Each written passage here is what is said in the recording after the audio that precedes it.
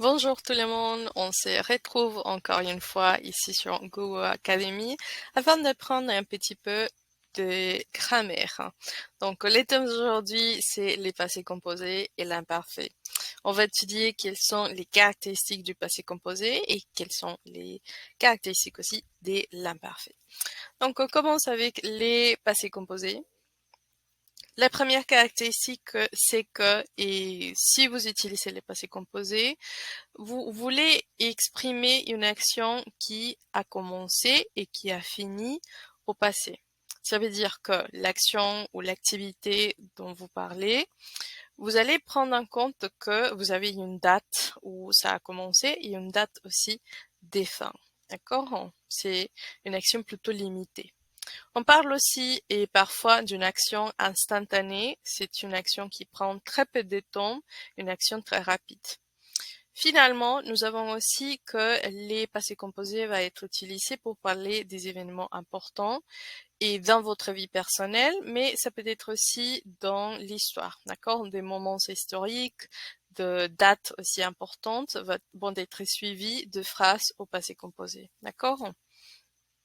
Si nous parlons de l'imparfait, par contre, nous allons parler d'une action qui est en cours, mais au passé. Ça veut dire une action qui prend une période de temps spécifique afin de s'accomplir, d'accord, afin de s'achever. Ça, c'est la première caractéristique. La deuxième, c'est qu'on va l'utiliser si on veut parler des deux actions simultanées, ça veut dire des deux actions qui se passent en même temps. Aussi, si vous voulez décrire quelque chose ou décrire quelqu'un, vous allez aussi utiliser l'imparfait. Si vous parlez de vos habitudes dans un point et de votre vie, d'accord, dans une période spécifique de votre vie, vous pouvez aussi le faire en utilisant l'imparfait. Et finalement, si vous voulez expliquer une situation, l'imparfait, c'est quelque chose qui va beaucoup vous aider, d'accord? Donc, voyons quelques exemples de comment les utiliser. Pour la première, nous avons pendant la récréation, les professeurs corrigeaient les devoirs et les étudiants s'y reposaient.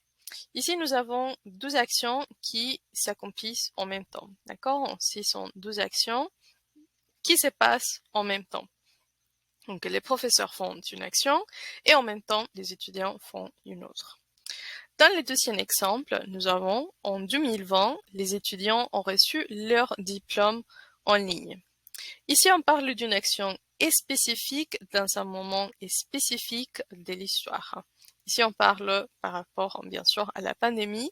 Donc, en 2020, des choses ont changé pour tout le monde. Donc, c'est aussi un événement qui peut être personnel, mais aussi historique, parce que ils ont reçu leur diplôme dans des conditions spécifiques.